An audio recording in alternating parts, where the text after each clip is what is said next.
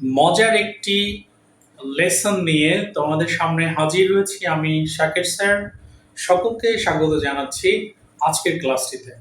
তোমরা যারা বিসিএস দিচ্ছ কিংবা যারা চাকরি প্রত্যাশী আছো তাদের জন্য এই ক্লাসটি খুবই গুরুত্বপূর্ণ। কেন নয়, বিসিএস এ তোমরা যেন বাংলা থেকে ইংরেজি এবং ইংরেজি থেকে বাংলা অনুবাদ আসে।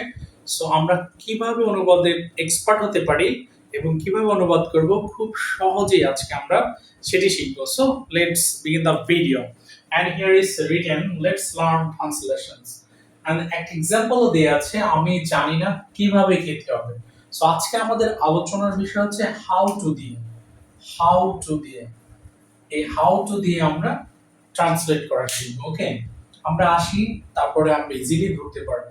দেখো এখানে বলছে আমি জানি না কিভাবে খেতে হবে। সো ভয়ের কিছু নেই, আমরা আমাদের নিয়ম অনুযায়ী করে যাই। দেখো প্রথমে আছে আমি জানি না, ইংলিশ করে সাবজেক্ট আমি আই, যেহেতু প্রেজেন্ট সিম্পল এর নেগেটিভ আছে তার মানে do not, I do not. এরপর ভার্ব হচ্ছে জানা, know, I do not know. এটুকু আমরা সবাই করে ফেললাম, পারলাম করতে। এবার বলছে কিভাবে, কিভাবে ইংলিশ হচ্ছে হাউ। এবার দেখো খেতে হবে। আচ্ছা আমি এবার খেতে হবে, খাওয়াটা কিন্তু শেষ না। যে ভার্বের শেষে তুমি তে কথাটি দেখবা, মানে যখন ভার্বের সাথে দেখবা তে লাগানো আছে, এটাকে বলে নন ফাইনাইট ভার্ব, বাংলায় বলে অসমাপিকা ক্রিয়া, কাজটা শেষ হয় নাই। সো সেক্ষেত্রে এই খাওয়ার সাথে থাকার কারণে তোমাকে নন ফাইনাইটের অনেক কাজ আছে, অনেক ধরন আছে। আমরা বলছি কিভাবে খেতে হবে, কিভাবে যেতে হবে, কিভাবে ঘুমোতে হবে, এরকম যদি থাকে তুমি হাউ এর পরে টু নিবা। সো হাউ টু এরপরে খাওয়া বলছে, খাওয়া ইংলিশ ইট বা ইট, হাউ টু ইট। এখানে কোনো অবজেক্ট নেই। যদি বলতো কিভাবে ভাত খেতে হবে তখন দিতাম হাউ টু ইট রাইস। কিভাবে ডাল খেতে হবে হাউ টু ইট রেন্টিল।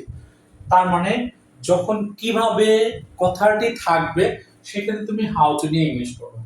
ধরো আমি যদি এবার আরেকটা লিখি, আমি জানি না। ধরো যদি বলতাম সে জানে না, সে জানে না, সে জানে না কিভাবে খেতে হবে।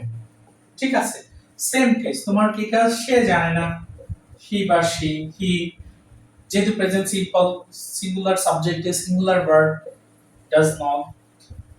কারণ এখানে ডু নিছো আই দেখে, এখানে ডাজ দিলাম হি দেখে, হি ডাজ নট, এরপর নো, সে জানে না। সেম কেস হাউ টু,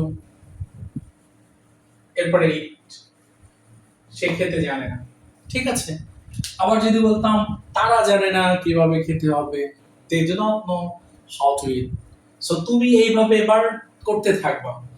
আমি জানি না কিভাবে রান্না করতে হবে, তখন কি লিখবা, I do not know how to cook.